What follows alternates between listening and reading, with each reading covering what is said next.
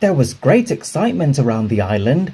For the first time in history, man had set foot on the moon, leading the subject of space to captivate the railway. The engines found it very exciting.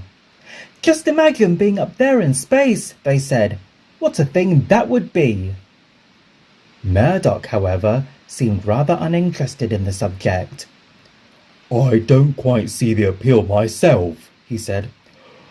"Whilst I imagine it's nice and quiet up there, space is hardly a place for an engine." "You're just boring," laughed Henry. Murdoch chuckled too. "You lot are more than welcome to it. I'll stay here and work whilst you fly away in your rockets." However, amid the rapid space chatter, quiet whispers began to echo around the yards among the trucks. But trucks are prone to spreading silly gossip, so nobody took any notice. It wasn't until the coaches began joining in the gossip that everyone started to listen. "We've seen spaceships!" they cried. "What a load of nonsense!" Gordon snorted. "Spaceships? Really? Whatever next?" "Something has to be up," insisted James. "I just know it." I could have sworn I clocked something strange the other night," added Donald quietly. "Could have been my imagination, of course. But it also could have been—" "Aliens!" quivered Bear. Gordon rolled his eyes. "This is the sort of nonsense I'd expect Thomas or Percy to spout, not sensible mainline engines." "It's not nonsense," protested James. "There's aliens about." Most of the engines were in agreement, except for Murdoch. "It's just this silly little space craze," he whispered to Gordon. "They'll move on soon. Just a bit of excitement is all."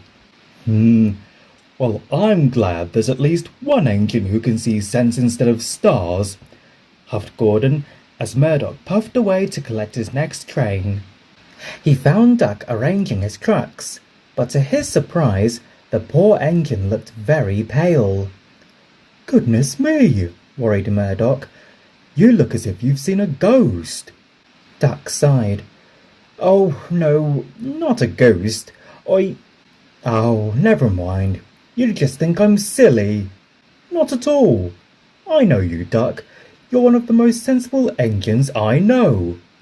Whatever's upset you must be important." Duck gave Murdoch a sad look, before he gave a weary sigh. "It's these whispers of spaceships. I thought it was all silly rumours myself. Until last night, that is." He paused dramatically. "I was helping tidy the yard last night, just after the night express left. As I was working, I suddenly saw these strange lights high in the sky. I'd hardly enough time to see them before they vanished out of thin air. I thought maybe it was Harold the helicopter, but Percy told me he'd been helping with the postal work, so it couldn't have been him. Besides, he'd never fly so recklessly as to just vanish. I'm sure I saw those lights, Murdoch. It couldn't have been a trick. The truck saw them too. It must have been a spaceship." Poor Murdoch didn't know what to think. He trusted Duck's judgment and could see how rattled the tank engine was. Although he didn't want to, Murdoch found himself beginning to believe the rumours too. For the next few days, the subject of alien spaceships remained the talk of the main line.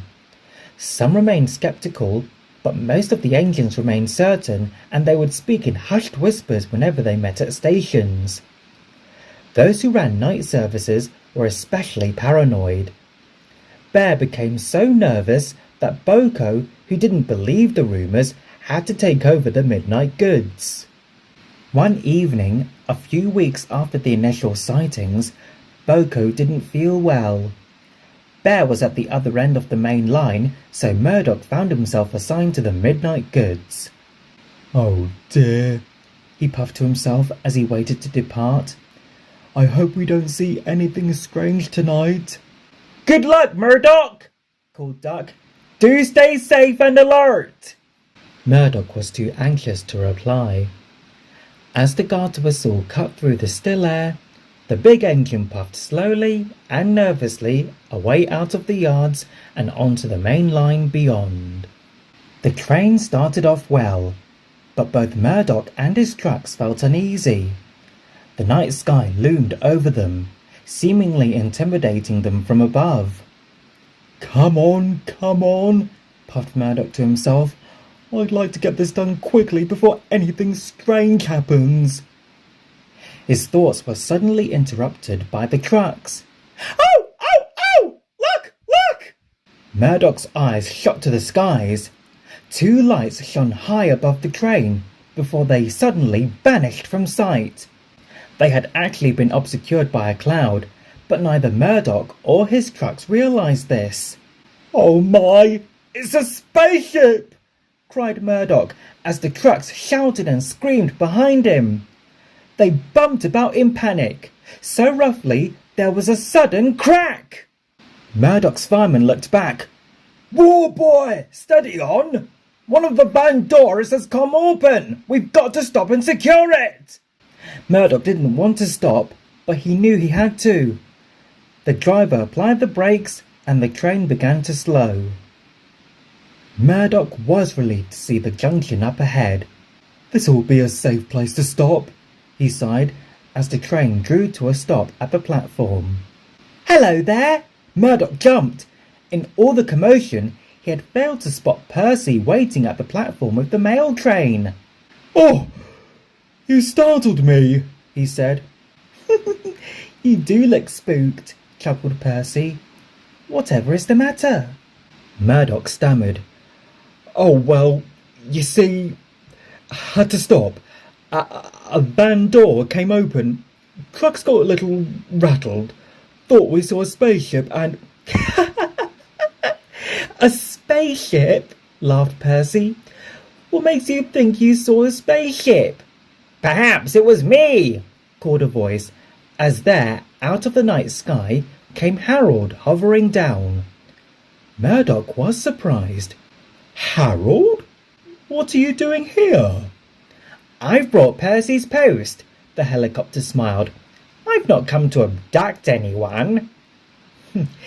So, why are you worried about spaceships? Teased Percy. Murdoch blushed brightly before he quickly explained about the mainline phenomenon. When he finished, Percy laughed, but Harold looked stern. Oh, botheration, he sighed. I knew this would happen. There's been a new plane at my airfield. Its owner likes to take it out for flights when it's dark. Says they enjoy seeing all the towns at night. But the fellow is far too reckless of a pilot. But they've deep pockets, you see, chap, so they can carry on as they please. That's why your lot must see strange lights that disappear so suddenly. When he finished, Murdoch found he could only laugh. Oh dear, he said. I think everyone's let this space age chatter get them all too far on edge, myself included. He added with a final chuckle, I'm sorry, you two, but I really must get on with this train. Good night. And with a cheerful blast of his whistle, he puffed away into the night, this time without a worry in his smoke box. The next morning, he explained all about Harold and the new plane. The other engines were relieved, and in some cases, rather embarrassed. After that, the subject of space quickly faded away, and from then on, the engines were more cautious of rumours. But for quite some time afterwards, whenever Murdoch would see a plane in the sky, he would have a quiet chuckle to himself, before blowing a cheerful whistle for any spaceships that might be nearby.